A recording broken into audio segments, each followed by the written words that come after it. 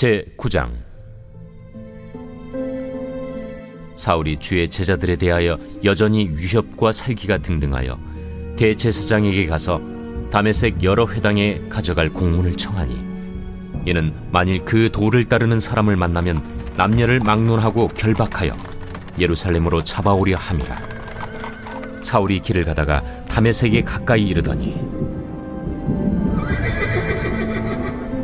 호련히 하늘로부터 빛이 그를 둘러 비추는지라. 땅에 엎드러져 들음에 소리가 있어 이르시되, 사울아, 사울아, 네가 어찌하여 나를 박해하느냐? 주여, 누구시니까? 나는 네가 박해하는 예수라. 너는 일어나 시내로 들어가라. 네가 행할 것을 네게 이룰 자가 있느니라. 같이 가던 사람들은 소리만 듣고 아무도 보지 못하여 말을 못하고 서 있더라. 사울이 땅에서 일어나 눈은 떴으나 아무것도 보지 못하고 사람의 손에 끌려 다메섹으로 들어가서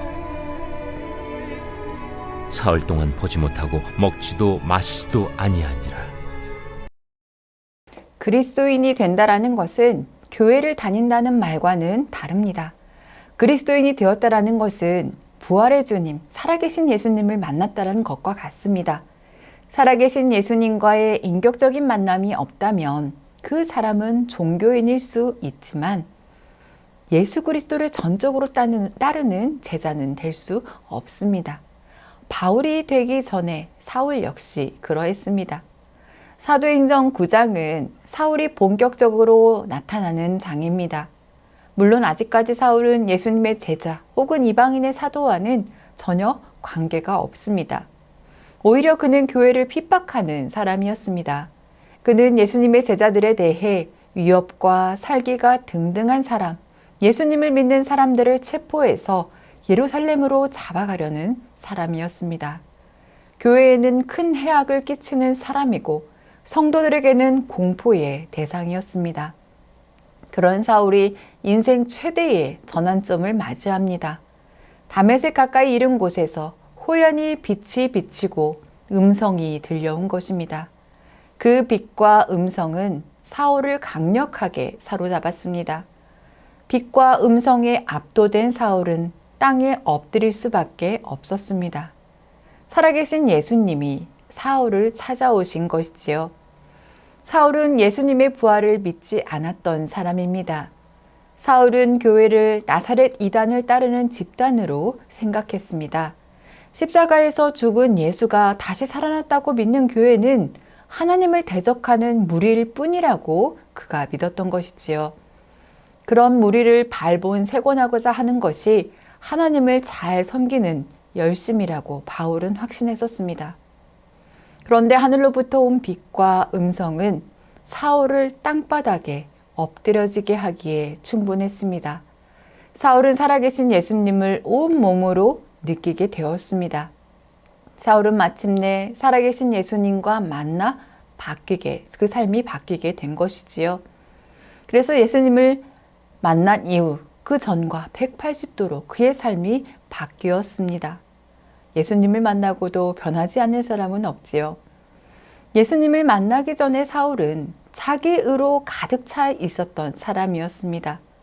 사울은 자신이 옳은 일을 하고 있다고 굳게 믿었습니다.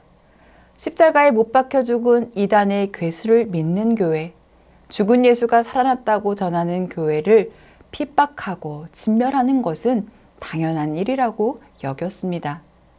그가 믿는 유대교를 수호하기 위해서라도 교회는 없어져야 했고 그 일을 위해 열심을 내는 것은 자랑스러운 일이었습니다. 사울은 다메섹의 교회를 핍박하기 위해 길을 떠났는데 바로 그 길에서 예수님을 만나게 되지요.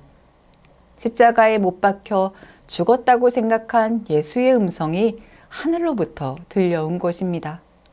사울아, 사울아, 내가 어찌하여 나를 핍박하느냐? 이 음성은 사울 자신을 돌아보게 만들었습니다. 예수님을 만나기 전 사울은 자신을 흠잡을 데 없는 의인이라 여겼을 것입니다. 그러나 예수님을 만나고 나자 자신과 같은 죄인이 없음을 알게 되었습니다. 거울 앞에서야 자신의 외모를 볼 수 있듯이요. 우리 자신의 참 모습은 하나님 앞에서야 바로 볼 수 있습니다.